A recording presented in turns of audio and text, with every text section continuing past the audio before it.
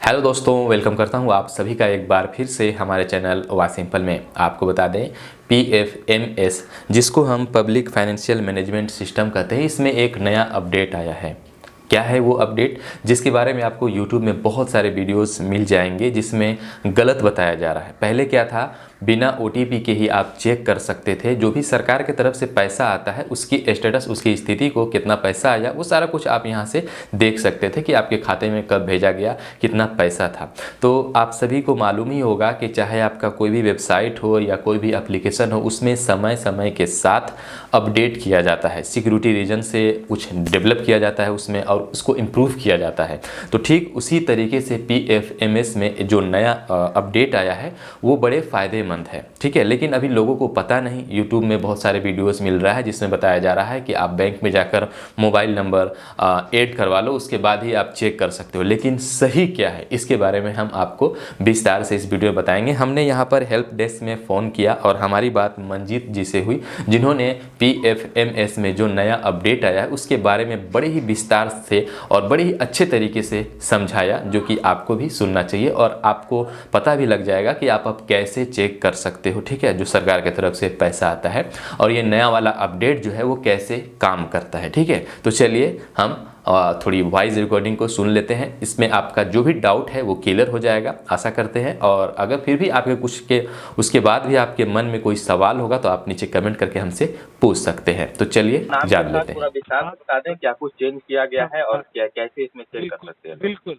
हाँ शमशाद जी, हम बता रहे हैं, आप सुनेंगे? मैं बता तो रहा हूँ। मैं पहले क्वेश्चन ये था आपका कि सर अब नो योर पेमेंट में पहले OTP का ऑप्शन नहीं था, अब OTP डाल दिया गया, राइट? जी राइट।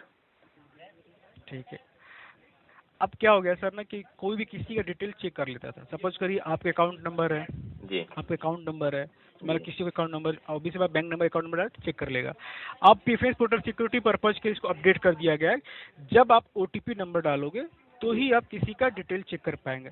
अब क्वेश्चन इस बात का उठता है जी कि कस्टमर क्वेश्चन ये बोलता है कि सर मेरा ऑलरेडी नंबर रजिस्टर्ड है बैंक में, जी तो जी OTP तो आनी चाहिए, जी ठीक है। जी अब इस केस में क्या होता है सर कि जहां से पेमेंट आपकी आती है, मान लीजिए किसी भी स्कीम या डिपार्टमेंट से सरकार जो द्वारा पेमेंट आती है, कई स्कीम कई डिपार्टमेंट होता है सर, ठीक है, जी जी कई जी स्कीम के नाम से पेमेंट आती है। जी आप जो भी डिटेल वहां सबमिट करते हैं, देते हैं फॉर्म सबमिट, तो वो जहां नंबर होता है या मेल ID होता है, जो नंबर आपका वहां पे होता है उसके बिहाफ पे आपको OTP आता है, जी तब आप डिटेल चेक कर पाएंगे। अब कस्टमर को ये लगता है कि नहीं, मैंने तो नंबर बैंक में डाला दिया हुआ, मुझे तो OTP आनी चाहिए, जी उससे तो ये उठता है।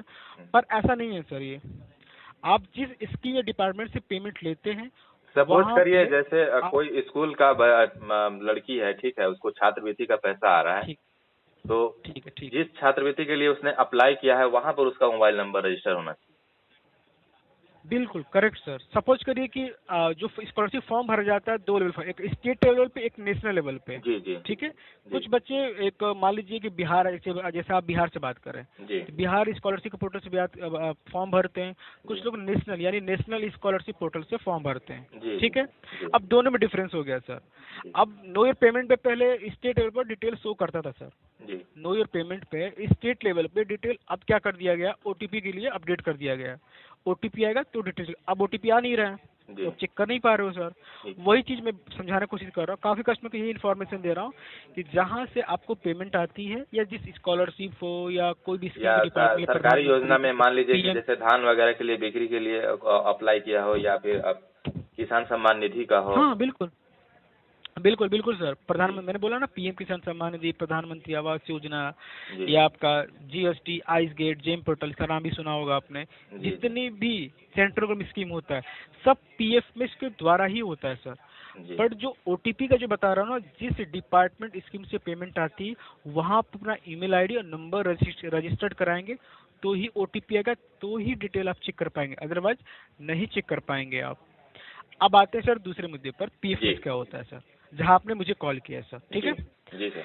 आप PFMS पोर्टल का जो होम पेज ओपन करेंगे तो वहां पे लॉगिन करने का ऑप्शन आता है सर। आप जी देख रहे हैं सर, लॉगिन करने का ऑप्शन आता है। जी वहां पे आप उनके लिए मैं बैठा हूं सर, जिनको गाइड करने की, जिसे बोलते हैं ना टेक्निकल सपोर्ट गाइड करना, जी आप उनके लिए बैठे हैं वहाँ पे सर। हमारे गवर्नमेंट एम्प्लॉई होते हैं, एजेंसी यूज जो एजेंसी जो पेमेंट करती है आप लोगों को सर, सपोज करिए जी सरकारी स्कीम जो पेमेंट है, जो एजेंसी पेमेंट करती है, जी मिनिस्ट्री होती है, एनजीओ होती है, जो एनजीओ जो फंड जाती है गवर्नमेंट की तरफ से। जी अब उनमें सर वो लॉग इन करते हैं, वो डिपार्टमेंट को, वेंडर को, बेनिफिशियरी को पेमेंट करते हैं, तो कुछ कंसर्न, कुछ प्रॉब्लम आ जाती है सर, जी वो हमें कॉल कर, उनको हम टेक्निकल सपोर्ट करते हैं, समझाते हैं सर आप ऐसे करो वैसे करो, वो कर लेते हैं।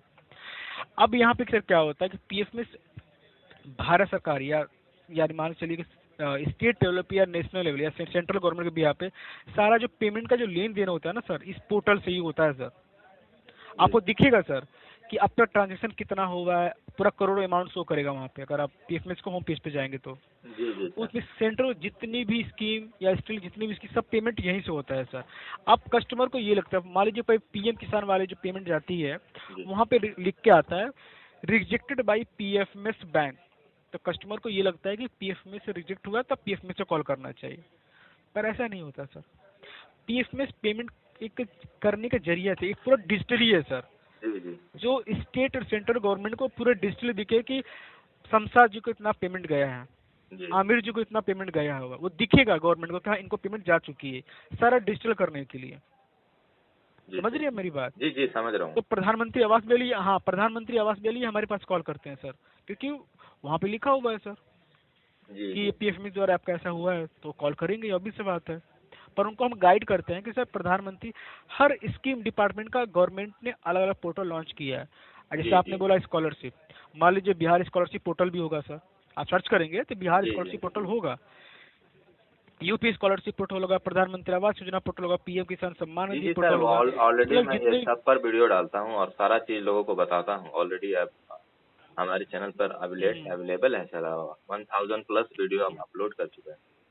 अभी रिसेंटली पिछला बार जो अच्छा कोरोना जी। वायरस में सरकार की तरफ से जो 1000 रुपये सहायता राशि दी जा रहा था, उसका भी हमने वीडियो बनाया था, मिलियंस व्यू उसमें भी गए थे। तो काफी लोग अच्छे हैं जो जुड़े हैं हमसे और सटीक जानकारी, सही जानकारी देता हूँ। तो मैं नहीं चाहता सर कि हमारे जो सब्सक्राइबर्स हैं, व्यूवर्स हैं, उनको गलत इन्फॉर्मेशन पहुंचे, वो दर दर ऐसे भी लोग यहाँ पर अब कोई सटीक सही जानकारी देने वाला है नहीं। करप्शन इतना ज्यादा बढ़ चुका है बिहार में, तो लोग पूछते हैं, कोई बताने वाला है नहीं, तो लोगों को फ्री में जानकारी मिल जाती है, साथ साथ हमें भी कुछ यहाँ नहीं पर नहीं हो नहीं, जाता है। मैं दोबारा, क्योंकि सर इस टाइम क्या है कि बच्चों का स्कॉलरशिप से रिलेटेड प्रॉब्लम आ रही है सर, जी स्पेशली स्टेट लेवल प्रॉब्लम आ रही है सर, जी जी और नेशनल लेवल पे काफी कम आ रही है, स्टिल ज्यादा आ रही है, मोर देन मैन उनकी प्रॉब्लम आ रही है।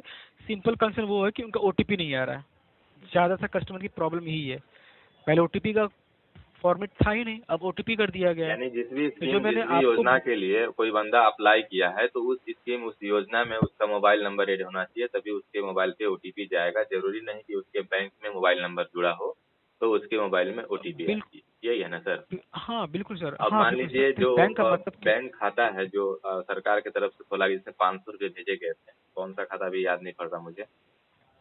जनधन खाता। हाँ, जनधन खाता। तो जनधन खाता वाला भी जो 500 रुपये भेजा, वो भी यहाँ पर दिखता था। तो उसके लिए बैंक में ही मोबाइल नंबर ऐड होना चाहिए, क्योंकि अब अलग से तो कोई स्कीम है नहीं, उसने अप्लाई किया है नहीं।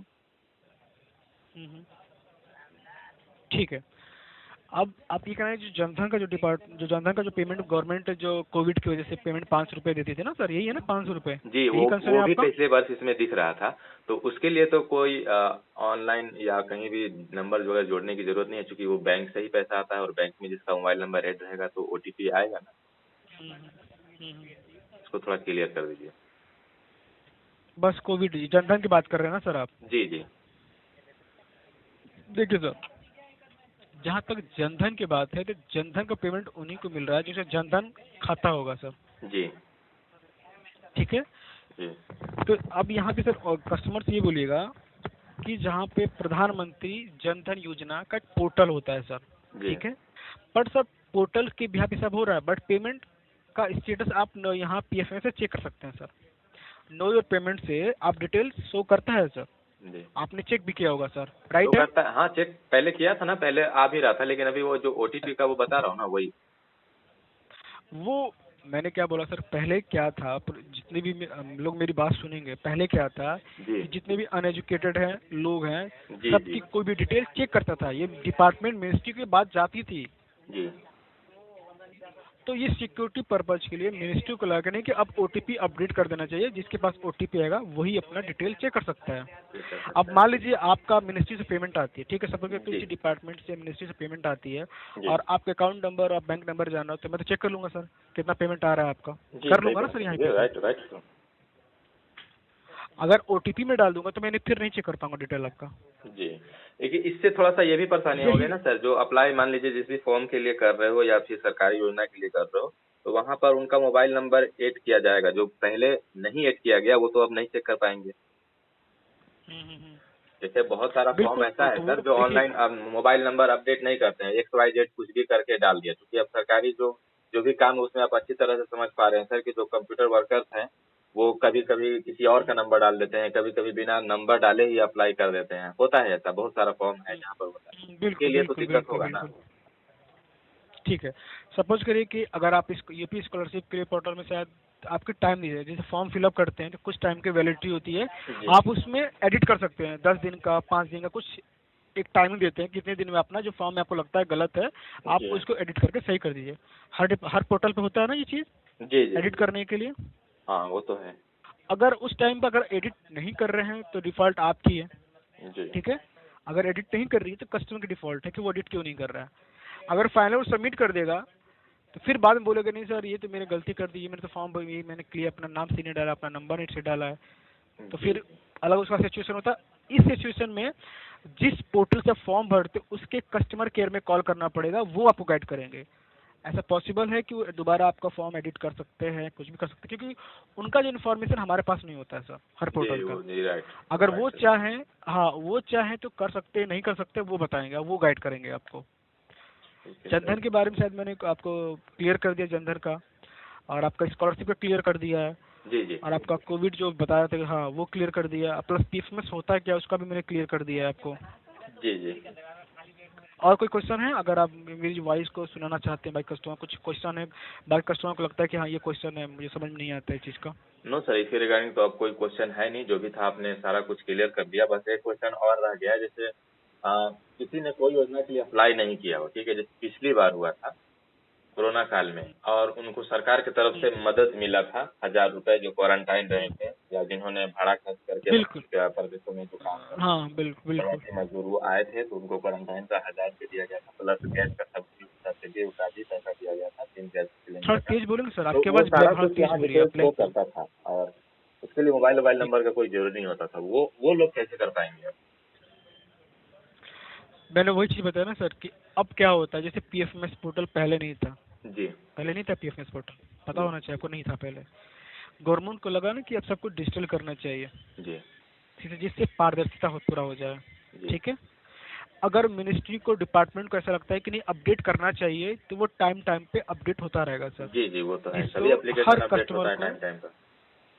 हाँ, या हर डिपार्टमेंट को या जो भी कस्टमर हैं या फिर जो भी भारत के नागरिक हैं उनको प्रॉपर इंफॉर्मेशन मिले, और उनको जो लाभार्थी हैं उनको लाभ मिल सके गवर्नमेंट का। जी चलिए, बहुत बहुत थैंक यू सर। अपना नाम बता देंगे सर एक बार? मंजीत नाम है सर मेरा। Manjeet sir, thank you very much sir. Manjeet, हाँ आप उस चीज़ को आप कस्टमर को जरूर शेयर करिए, जो भी कंसर्न होता है आप उस चीज़ को, आप अगर आप आवाज़ रिकॉर्ड कर डालना चाहते हैं तो मंजीत सर। मंजीत, बहुत अच्छा लगा सर आपसे बात। जी sir, okay sir. Welcome, thank you.